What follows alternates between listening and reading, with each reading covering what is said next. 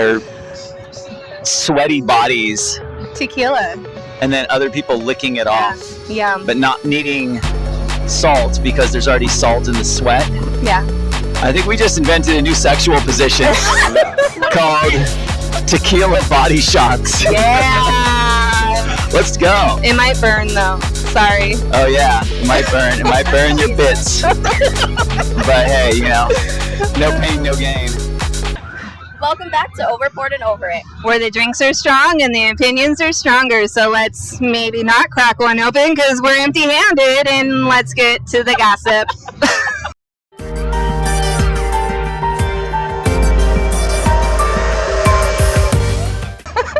I mean, I was told this was going to be a Marko from Sugarcult sandwich. It is. I guess it's Marko from Sugarcult sandwich. Hold the alcohol. Yeah, exactly. Okay. Yeah. No alcohol day. No Like alcohol. Anarchy Burger, hold the government. Yes, you. Yeah. You open lots and Crack pour it them open. all over your face and get some in your mouth if you're lucky. And sexy body. Yes, put it all over your body. Don't get salty. I can't unsee what's in my imagination right now. I just see people in the world pouring alcohol on their sweaty bodies. Tequila.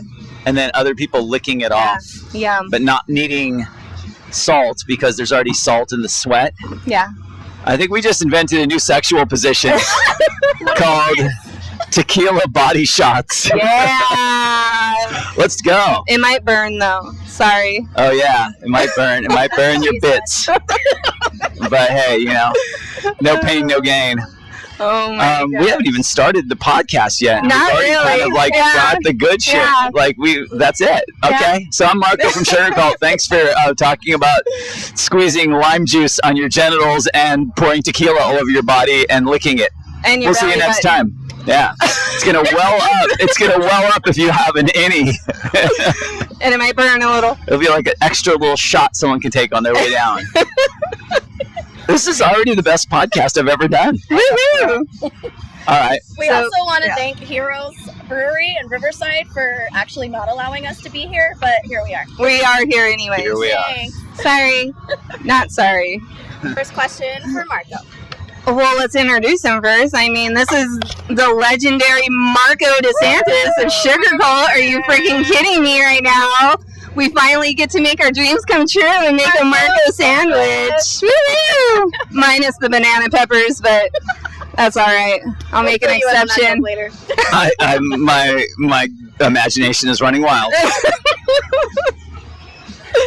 Oh my gosh. So what's the weirdest thing you've ever seen backstage at a show that you probably shouldn't talk about?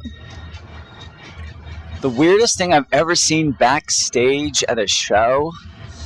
I mean, I've seen some weird things, but I can't say the weirdest because that gives me anxiety because then I'm going to tell you one thing and then on my way home later on I'm going to be like, fuck, why didn't I say that one instead? Yeah. I'm not good at like absolutes, like one of the weird things. Well, can I be that guy and talk about another famous band where I was in their backstage? Yeah. That guy. Because our backstage, I mean, I think, there used to be lots of shenanigans in our backstages, but, they're all kind of top secret, Yeah. But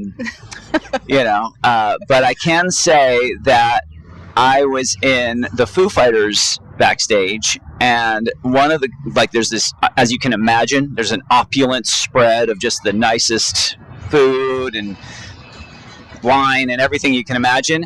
And then in the corner, there's like a styrofoam cooler that looks like it's been like you bought it on a road trip at a 7-Eleven 14 years ago. And it's got like duct tape on it and it said Dave's Cooler. And you open it and it's just nothing but ice and cans of Coors Light.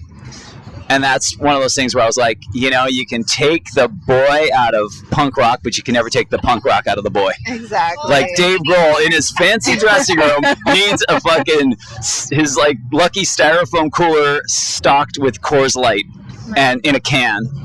When you have enough money to probably buy Coors and you still just drink beer out of a can. I love that. Take the home out of the boy, I guess. I love it. You know, I was like, that's so cool. I want to be like that when I grow up. Just keeping it real. Yeah. Not what I was expecting, though. No. In a styrofoam cooler with duct tape. Yeah, well, I mean, what were you expecting? Like Body parts. body. Okay. Body. Oh, wow, that's a good term. Like Dave Grohl, what are you doing? It's amazing. You know, it's kind of like when your friends come visit Los Angeles. Like, there's that like, okay, so we're gonna run into like famous people, right? This is gonna be awesome. And then you see this sort of like, eventually you see this sort of like surrender in their face when they realize like the closest I'm gonna get to seeing a movie star is like seeing like a star on Hollywood Boulevard on the Walk of Fame, and maybe like putting my hand in like Marilyn Monroe's handprint in front of the Chinese Theater, and then they're like, all right, fuck it, I guess we'll just pay $500 and go to Disneyland, which isn't even technically in LA. You realize when you show people LA, like, there's really no there. There's not much to see. LA is sort of something you just have to subject yourself to and experience. So I think that's kind of analogous to a dressing room in a rock and roll band's thing. It's kind of like a bunch of duffel bags and maybe people complaining about the Wi-Fi and, you know what I mean, wondering when they're going to actually get the mixer for the tequila, or should we just start drinking it straight? So no thongs. There's not a lot of like, no thongs, no dead body parts. I don't know where that came from. Yeah, like it's really weird. Like when we started touring, you know, there was this like, admittedly, there was like maybe a latent childhood fantasy of like, oh man, it's gonna just be like hot chicks, you know, backstage and the whole thing, and like none of that really happened. Like, other than when you play shows in Florida and there's literally like, you know, girlfriends on their boyfriends' shoulders and they're like flashing their boobs. But other than that, there's no like not to break your hearts out there, but there's really none of the stereotypical rock and roll debauchery. I think all the bands that happened in the old days, like Motley Crue, I think they kind of like, I think they maxed that out. And then in our day, it was like, is there a vegan option in the catering? You know? And can we get some more coffee? And we're like, where's all the fucking rock and roll? Everybody just got lame. We did our best, though. We did our best to try to do something about that. And we accomplished some feats of rock and roll shenanigan that I can be, you know, somewhat internally proud of. Well, I smoked weed once backstage with EDM people. You did? So it gets a little crazy. I did too. I smoked weed with a bunch of Cubensis people. It was a Grateful Dead cover band. That tracks. So yeah, we just did a bunch of weed. I don't know. You guys did weed? We did weed. Hot girls, but you guys did weed? Still out there. Yeah. We did the weed. Yeah, like the craziest thing I ever saw backstage. Oh my God, I'm gonna plead the fifth on that one. Okay, don't spill the tea. Yeah. That's fine. Because we don't have our drinks. Yeah. See what happens when you don't get courage. you don't. Let's go to another one. Maybe we'll come go back. ahead. All right. What is the weirdest thing a fan has ever asked you to sign or do? Weirdest thing they've ever asked me to sign. Okay, I have definitely. Well, our drummer Kenny used to have this kind of inappropriate joke where a girl would ask to sign maybe her breasts, you know, and he would sign down by her belly button and say, "I'm going to sign where your breasts are going to be in 50 years." That was Kenny. So, but I remember in Milwaukee one time, this guy asked me to sign his Harley Davidson. He like pulled up his motorcycle and we signed that. That was kind of unusual. And then I also think I signed a prosthetic leg, which is kind of interesting because it's like the next level beyond signing a cast, because like this is like the one that's like, you know. I still have it forever though, right? It's just a tattoo. Yeah, and I think I've signed people and had them get it tattooed. But yeah, I think, you know, signed lots of different body parts. I think a guy asked me to sign his penis and I can only fit my initials on it. But, you know, it's okay. It was a grower, not a shower, possibly. You know. So there was a lot. My more. first and last initial. I couldn't fit my middle initial. That was a bridge too far. Was it trimmed? Was there manscaping involved? To be honest, I just didn't pay that much attention. Oh. You want to get things like that over with as soon as possible. The hair could have taken up a few inches, maybe. Yeah, that's possible. No, I mean, any guy out there that hasn't done a little manscaping to try to add just a little extra, is lying to you. Yeah. Yeah. So, yeah. Oh my. I love my penis. I just don't love other people's penises. Okay? That's perfectly Is that fair. cool? Yeah. I mean, I got nothing against people who love cock. It's just, Like us. Yeah. Cocks are fucking awesome. That's all they're we talk probably about. really fun to They're really fun to play with, especially when you have your own attached to yourself. But you can play with ones that are attached to other people. Yeah, but I dream about playing with my own. And that's actually a lot more fun in my dreams. You have some very creative dreams, I'm telling you. Yeah. Wow. Mine don't go to that extent. I wish that I had a pee-pee so I could just pee-pee. Well, that's the one thing about being a dude that's actually kind of rad is it's really convenient when you have to pee. Yeah. You can just go pee places and it's, I realize that I take that for granted. Yeah. So today when you go potty, just think. Thank you for my dick. I'm gonna be thankful for my dick the next time I pee. I'm gonna have a gratitude journal entry, and the first thing on the gratitude journal entry is I am grateful. I'm feeling very intentional about. I'm being very mindful and intentional about urinating right now whilst standing up, and I'm going to put that in my gratitude journal. I'm telling that to my patients. I'm going to have a cock meditation tomorrow morning. Oh, that sounds amazing. I'm just going to meditate on we should meditate on powers of my cock. Yes, we should definitely meditate on our kukas. I'll try it. Is that a vagina? Yeah. I like that. Kuka. There's a burrito place in my hometown, Santa Barbara, called Super Kukas. Kukas in Redlands. Yeah, and there's a place in Santa Barbara called Super Kukas, and so now I'm never going to be able to not think that it's basically super vagina. Vaginas. Yeah. You're welcome. Yeah. Now, vaginas are just a fucking marvel. They are a marvel. They do a lot. They're amazing. Yeah, just can't peace. They feel good. They're fun to do things with, and they give birth. I mean, they're very versatile. They do the damn thing. Yep. Pretty amazing. And they don't get in the way. It's kind of a hassle having external things that you have to deal with. You can sit on them. I mean, if you have an Audi, then you got to be careful with that. But if you have an innie, are there Audis and innies? Oh yeah, I know what you're talking about. I think that's clit. Really? Yeah, there's clits that are Audis, and then innies. Yeah, I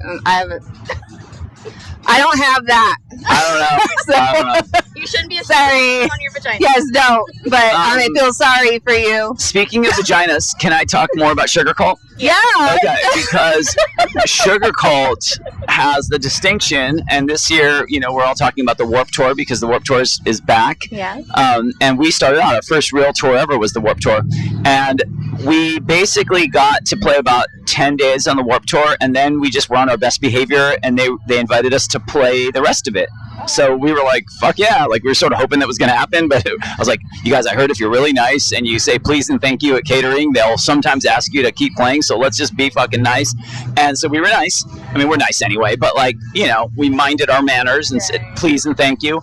And they invited us to stay on the whole tour, but we had to play. They were like, we'll find a stage for you to play on. And it ended up being the ladies' lounge. which was their all-female stage that they had. It was like basically, I use this term stage very lightly. It was basically like a little tent with like, breast cancer awareness, just women things, and the idea was like there was a woman DJ, there was all women bands that were playing, so we were the only all-male band to play the all-girl stage, which is very telling. No. That's how I first found you guys out, was at Warped Tour. Oh, really? Yeah, you guys opened for Good Charlotte. Oh, my God. And I was there to see Good Charlotte, and I was there in front waiting for them to go on. And at the Warped Tour, we played like right before them or something? Yeah. Oh, no way. And you guys were there, and I was like, oh, my God, I love them. Oh, and cool. Yeah, so. Were we, did you think that Aaron and Tim were cuter than Benji and Joel? No. Aaron.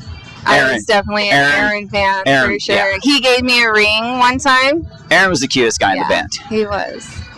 Now I'm the cutest guy in the band. I waited my turn.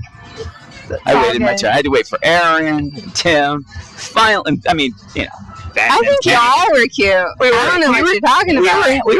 We were handsome boys.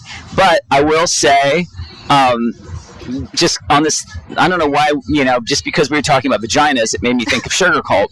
Yeah. Because we had this thing where we played the ladies' lounge, and then when I think about the origin of our name, the original, the inception of the name Sugarcult was because Tim used to live in an apartment or dorm complex across from 4 butch dyke lesbian girls. And they considered themselves a lesbian gang.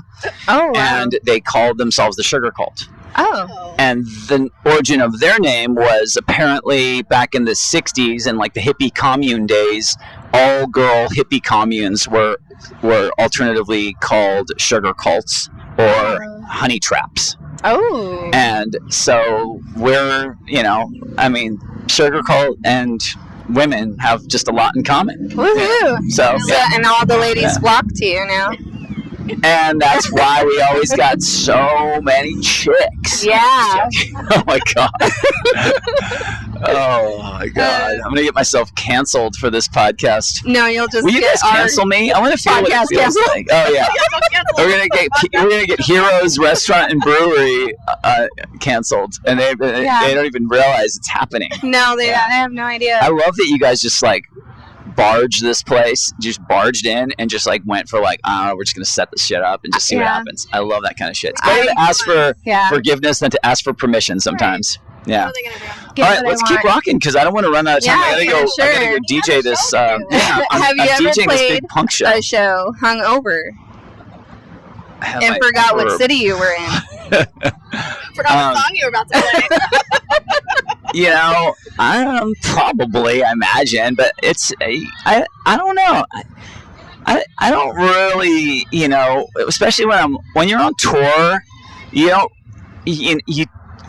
tend not to swim up past the buoys to the point where you're gonna get so wasted that you're gonna be hungover because it's kind of it's dangerous if you do that because every night is Saturday night. It's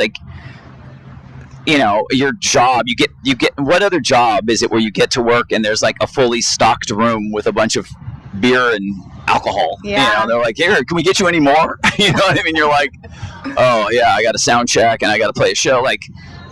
Playing in a touring band is it's so much fun, but usually you're governed by some laws of gravity. You're okay, well, it's too expensive to buy drinks. Or I got to be at work in the morning, so But when you're in a band, it's and you're on tour, everyone's there to have a good time, and so it's being encouraged. So you really have to kind of be your own. You have to sort of be your own boss and be okay, let's chill. Let's not drink too much before the show. Let's not hit it too hard tonight because we got another show tomorrow, and you do it's fun, and especially when early on you're just oh my God, this is amazing, but you learn really quickly that's not sustainable, and you need to I mean, you can do whatever you want, but for us, it was I feel kind of you feel sort of guilty. You're I don't want to give the people tomorrow night a shitty show because we're all fucking hungover and grouchy, or lost our voice because we were out like, screaming and yelling until 4 a.m. I don't feel like it's their fault that we can't control ourselves. So we would kind of keep it tight to sort of, it's probably the least rock and roll answer I probably could have given you, but I want to give you an honest answer, So it's like, I would have like in Sugarcult's like heyday, I would have like probably drink half a Red Bull and have like a big giant swig out of a bottle of whatever, like vodka or tequila, right before I went on stage, and then while the show was happening, be sort of sipping on a beer, and then after the show have a couple beers. Nice. It wasn't like, woo, let's do shots all night long. I don't want to call out the band, but because it might not be true, but I heard. I went to go see this band, and they came on an hour late, and I think they said it was because they were hungover. Oh my God. And I was like, that's crazy. Yeah. Yeah, so, and it's fun until it's not, and some people can take it too far, and I've been in bands with addicts before, and it's like, it's sad when you see that happen, so you always have to keep that in the back of your mind, like keep it fun, but I love Fat Mike from NoFX. He has a great, I think it's a lyric or it's a quote I heard him say, I can't remember, because NoFX has so many fucking songs I can't remember, but it's a great quote. It's like, everything in moderation, including moderation. So once in a while you gotta get rad. Yeah. Might as well. All right, last question. Okay. Oh my God, this is so big. I don't know. I gotta pick a good one. Just pick anyone. Pick a bunch. Okay, so it says, what's one thing you wish fans knew about you or the band that never came out in interviews?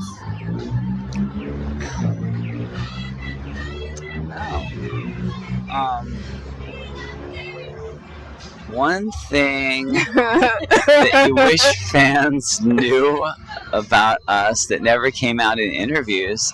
I mean, I feel like we're kind of open books. Like most things, I think there's a misconception about Sugarcult that it's like, I don't really mind it because it's not going to hurt anybody, but like, one thing about us that I think a lot of people, because of the era that we came up in and the bands that we sort of like were on the Warped Tour with and ended up touring with, I feel like we sort of got lumped in with like what people would call like pop punk and emo, and the big reveal, it's not even that big of a reveal, is like when we started this band, we had no intention whatsoever to do that. Not that we think there's anything wrong with it, it's just it wasn't what we were going for whatsoever. Like, it was the last thing in our mind. It was like, I mean, you didn't care what genre. We just were not thinking at all. Like, we weren't like, let's form a pop punk band. It was literally just like, we were just like, I mean, Tim and I used to talk on the phone. Like, we were like, we sort of had this like artistic crush on each other, and we were literally like the way we started playing together was like, we would just talk all the time, and I'd make him mix CDs and go over to his house. Like, we were like, just like, let's form the band that we wish existed. Let's form our own favorite band. Yeah. Like, we would kind of talk about, like, have you guys ever seen those like little things you see hanging up in cafes or whatever that say, I like you because we hate the same shit, Yeah. It was like something like that. We're like, the things that bug us about other bands, like the things we wish the bands we liked would do more of, and then what we do less of, and we were always kind of like, not judgy, but like, just be like, God, why do they, oh man, it'd be so much cooler if that band would do XYZ, and why does that band have to do that when they could do this, Mm-hmm. And they were like, the old quote, like, be the change you want to see. And we're like, why don't we just form the band that we wish existed and just be that, And so I think that was, Sugarcult was always this kind of work in progress of like, sort of like trying to like, just like, we never just like set it in stone. It was always kind of like malleable. Like, if you listen to Start Static and then Palm Trees and Power Lines and then Lights Out, and you listen to them kind of in order, you'll see that there's like okay, there's like maybe like 3 or 4 sides of Sugarcult, you know? Evolution. Yeah, and like even within each album, there's songs that are like, okay, there's this type of a Sugarcult song, there's this type of a Sugarcult song. We were definitely not like a one-trick pony. Just I think what we got most popular for were probably songs like Bouncing Off the Walls and Memory that were more like upbeat and kind of poppy. So that's kind of what. But if you go listen to our whole records, there's like super slow songs, there's like really dark songs, there's really, you know, peppy songs. There's like it's like we were really shooting to make like well-rounded rock and roll records. It wasn't so much like let's just be like we weren't really constrained or confined by the rules of any one kind of genre, you know? Like I think we identified with bands more like Foo Fighters and, you know, I don't know, Green Day to an extent, maybe Jimmy Eat World, Weezer, Oasis. As far as like big mainstream bands, you know, it was less like, yeah, and I don't know. It's weird. Like I've talked to the people in lots of the other bands that were sort of part of the scene, like Sum 41 and Newfound Glory and all that. And I don't think any band really pigeonholes themselves. I think it's something that fans or press do, and then they just end up getting like, all right, whatever, you know, might as well. But like, we certainly never went like, hey, pop punk band seeking drummer. It was never like that. It was just like, hey, we're just forming a rock and roll band. Yeah. Guitar, bass, and drums. You know, 3-minute songs. Let's fucking go. You know, no tracks, just good old fashioned rock music, you know? Well, you guys definitely left a mark, and we Yes. loved you, and Yes. we still listen to you, and thank you. I really appreciate that, and I really take that to heart. And honestly, I appreciate it, but like that's probably one of our biggest goals when we were making those records was what, you know, I don't even think you maybe realize what you just said, like, is the best compliment we could ever hear that you still like it. Because one of the things we had in our conversations while we were making those records, and if you, like I said, go back and listen to those records, and really, like, there'll be parts of it you skipped over when you were 15 that now you're going to be like, oh my god, this is like my favorite song. And then songs you loved when you were 15 where now you're going to be like, okay, I'm past that now. Like, that's the beauty of art, is it sort of grows up with you.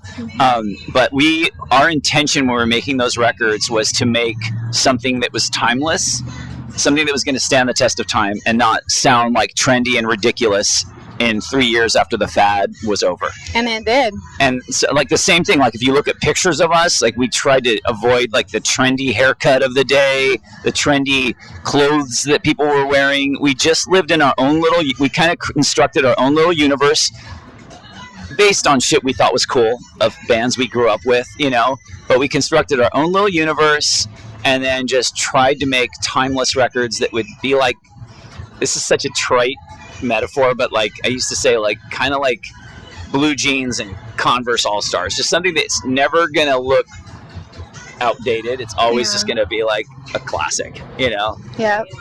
And that was like our hope. And so when I hear people say that kind of stuff, it's like, yay, we accomplished something. It's something that we set out to do. You know? I have one more question. Go for it. So, what do we have to do to get Sugarcult to come back? One reunion show. We'll be right up front. Yeah. Man, I'll be standing right next to you. How many likes on TikTok? Do I need to take out a mortgage on my house? What was the topic of conversation when we first started this podcast again? Yeah. No, we're not. Oh, okay. Well, I tried. Damn it. All right. Well, okay. No, I mean, that's a really interesting question, and it's probably the number one question. I know, and it's really complicated, and I you know, out of respect to, you know, to the other guys in the band, I will kind of be a little bit vague, but you know, there is a reason, like, you know, one of our members like can't like perform due to a condition that he has, but a few of our members can perform, so we've actually explored we're currently exploring some alternative ways to be able to at least take the Sugarcult show out there and maybe do some shows. Oh, You heard it. Is that vague enough? You heard it. You did. You so literally you're heard it here saying first. we still have a chance? Yeah, like Dumb and Dumber. So you're saying there's a chance. There's a chance, but there's probably not much of a chance anytime soon that it would be the completely original lineup. So that's. We love to Sounds good to me. I go out and do these. I go out and do these like emo night DJ gigs and stuff, and I'll play our music and just work the crowd, and like it's a celebration of this thing that we were part of, that we got to be part of, and this music that we made. And like when I feel that love from the crowd, it makes me realize like how like lucky we were to do something that is so self-indulgent. To play in a band, it's like you're making up songs with your friends and then going and performing for people. Like who's doing who a favor? Yeah. And then to have fans react to it and say this is like the soundtrack to their lives, and it's such a win-win. It's like a net positive for everybody. We get to do what we love. They get to have some, it's such a wonderful thing to be part of. And so it makes me think like if there's a way to take that and celebrate it in any way, shape, or form, I'm here for it. I mean, I've even jumped on stage. I just did an emo night DJ gig in like, I don't know, Tarzana a couple of weeks ago, and I jumped on stage with a guitar with a random band that was playing, and they learned how to play. I think they learned how to play Bouncing Off the Walls, and I just played it. And it was fun. So it's just like, we'll keep the Sugarcult, flame burning somehow. Yes, we'll keep it burning for you. Yeah. Thank you. Yes. I mean, that honestly, like our fans are. God, I sound like Taylor Swift, like getting an award. Like, Oh, Lord. I want to talk about the fans, but like seriously, like thank you to our fans, because if you look on Spotify and all that kind of shit, like those streaming things, we have like, I mean, it sounds like I'm being like, arrogant, but like I'm just super proud that we have like over 1 million monthly listeners. Yeah. So that means somewhere out there in the world, our music's being played over 1 million times every month, and it's been consistent. So it's you two. Yeah, it's us. 500,000 viewers, 500,000 viewers, Yeah. like 300,000 somewhere else out there. Can't help it. But, I'm like, sorry. That is like, we have no record company right now. We haven't played a show in 100 years. Like literally, it's just the fans, and that's such an amazing thing to think that like somehow you make these songs up, you put them out in the world, and then people take them, and this music belongs to everybody else. Hasn't belonged to us since we wrote the song. It's like it's other people's songs. Like people call it their music. That's like, hey, this is my music. That's how it feels, and it's so cool. It's such a fun thing to do. I mean, dude, I'm just like a kid who grew up in Santa Barbara and played in bands with my friends. Like no one's entitled to this shit, and when it happens, it's so fucking cool. Sounds like a great life to me. It's a dream come true. It really is. It's a dream come true, and that's never lost on me, and for that reason, I'm glad that we had the foresight when we were young and making these songs and making these records. We had the foresight to try to just like, hey, let's avoid the shiny objects of trends and the sort of gravitational pull of like, hey, why don't you guys be more like this or be more like that? And we're just like, let's just kind of do our thing, and hopefully this will be something we can be proud of for years to come. And I go back, and I mean, it's not like I'm sitting around listening to Sugarcult all the time, but if and when I go back and listen to our stuff, I'm like, oh, this is cool. It doesn't make me cringe, And sometimes now I'm so outside of it that I listen to it with objectivity, and I'm like, actually, this is fucking pretty dope. Yeah. There's a lot of bands out there that make me feel like, oh, this is cringy. Like this song's cringy, or, whatever, from back in the day. But for real, Sugarcult, never once. Not a bad one. No. Thank you. Well, there's a few songs. Let's be fair. I There's don't a think couple so. songs. No. Hey, I came in when you guys did Debbie Was a Lesbian. Oh my God. That was my favorite song. Like, for instance, that song is a little bit cringe. That was my favorite song. I don't know why. It just was. I don't know why Tim was so obsessed with lesbians when we started this band. Well, he lived, underneath of them, right? or above them? We actually thought about hiring them. Like at one point, we're like, how cool would it be to have them be our like security guards? That would be sick. Like That would be sick. you know, like have an all lesbian road crew. Yeah. Like, but like Butch Dyke, like you know, flat top, like Yeah. you know, yeah, that'd be so. That would be cool. Yeah. Yeah, I'd be down. All right, so if we ever get back out there, we are going to be fielding applications for, yes. So, Roadies. yeah. But thanks a lot. Thanks a lot for doing this, you guys. Yeah. We are not technically overpoured and over it, but he's got a show to do, so thank you for joining us. And Yeah, I guess we're over it. we're over it. We're over it. We're over it. And make sure you check out Marko. Is there anything you want to plug? I don't know, my ears, because it's going to be so loud at Oh this my God, punk it's gonna show be that I'm so about to DJ. No, I mean, you just find me Marko DeSantis, Marko, DeSantis like that fucking loser in Florida. Yeah, Marko DeSantis on Instagram if you want to find me there. And don't forget to like, subscribe to our channel as well. Would you ever do a cruise? Oh gosh. A No, cruise? Jessica. I know. Should that be a Should cliffhanger? we ask Matt? That's what I'm thinking. Oh, that emo cruise thing? Yeah. We've been on I would all do of that them. thing. Well, I've been on all of them. Oh, you have? Yeah. Is it fun? Oh my God, it's the God, best time of my I've only entire been on life. one cruise in my life, and it was really fun. Okay, yeah. Don't threaten me with a good time. You should definitely DJ Emo's Not Dead cruise. All right. Well, Anyways, we're gonna go get- talk to Matt and we'll be back. Get a petition going, and then I'll. I mean, I threw it out there already once to Matt. All Yeah. right. Okay, well, we're gonna talk to him again. He's So- All right, Matt. We're calling you out, Matt. Calling you out, buddy. Matt I've got Cutchell. my neon pink Speedo ready, Ooh! and I'm coming for you. All right. All right, let's go. Yeah. All right, Thank you. Bye. That was awesome.